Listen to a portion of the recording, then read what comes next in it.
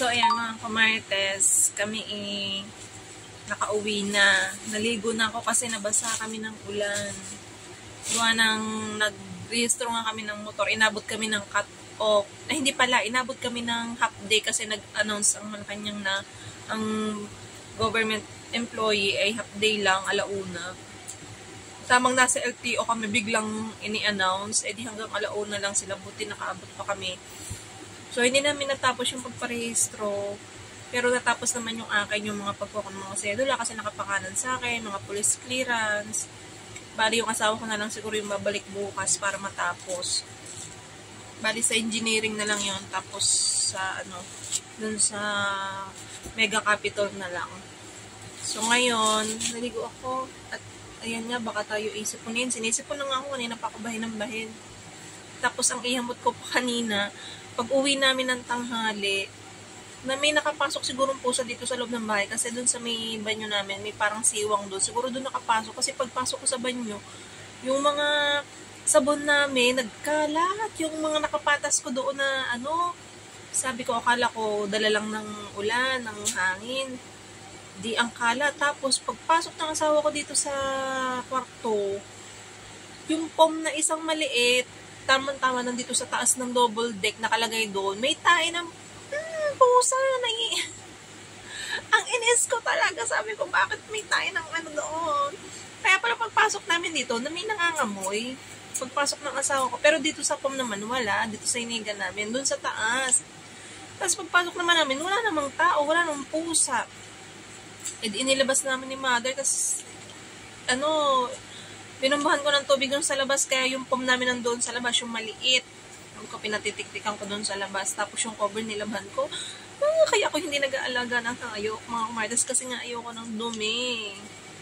Pasensya na doon sa mga mahilig mag-alaga ng aso, pusa, pero hindi mahilig lang ako maghawak-hawak na nakukyutan lang ako. Pero sabi mo mag-aalaga, hindi talaga. Kasi nga ayoko nga ng dumi ng hayop.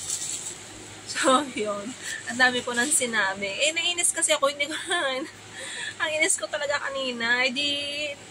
Nakapag tuloy ako ng kwarto, nisprayan ko kasi may amoy, ganyan. So, may dumating tayong parcel, bubuksan natin. So, si Kurt, awas na, 2:40 ang awas nila, pero yung ibang estudyante, half day ngayon kasi nga gawa ng ulan. So, sa ibang lugar, binabaha na. Buti na lang dito sa atin, mataas ang lugar natin, kaya hindi tayo binabaha. So, dalawa to. Ayan, cute. Umorder ako nung lagay ng yellow na may takip. Yan, 3 siya. 55 lang to. Ang cute. Ilalagay ko doon sa freezer sa labas. Tapos, dumating na rin yung ating Shefu Apple Juice. Sa Legit Store kayo bibili ha, kasi merong mga namemeke nito. Meron akong trusted seller na talaga na in-order sa Orange app. Ilalagay ko na lang sa comment section kung saan ko to in-order.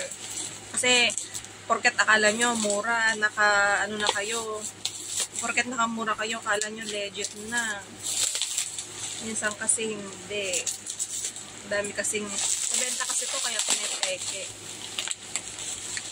Bali yan, unboxing natin. Bali, ang in-order ko ay yan, 4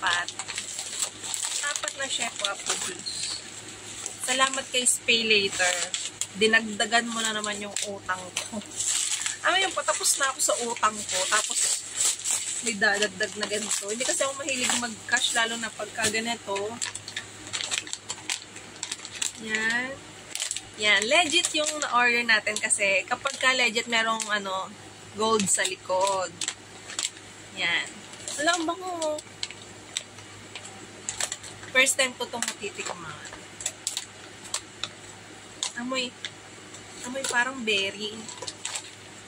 So, sa isang ganito, 10 ang laman. Tapos, meron na siyang 27 calories lang. Magtitimpla tayo nito. First time ko makakatikim itong Shefu Apple.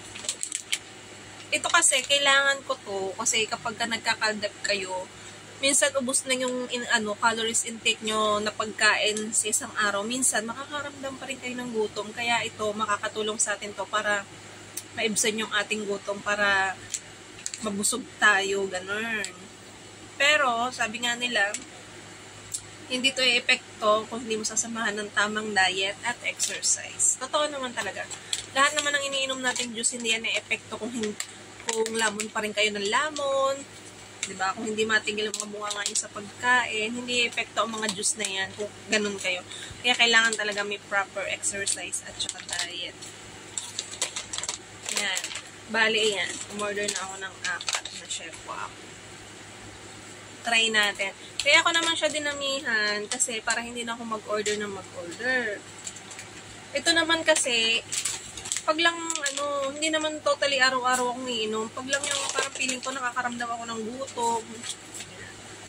Maganda rin na nagdi-detox kayo. Yung isa ko naman, pan-detox ko naman yun, yung Very Glow. Very Glow nga, yung Gloaming Shade. Pero paubos na yon. So, ang ipapalit ko doon, medyo mahal din yun eh. So, ang ipapalit ko doon ay baka yung Nestea Cleanse na lang. Yun na lang yung ipapalit ko pag gusto kong mag-detox. So, tara, try natin. Magtitimpla ko na itong Shepo Apo.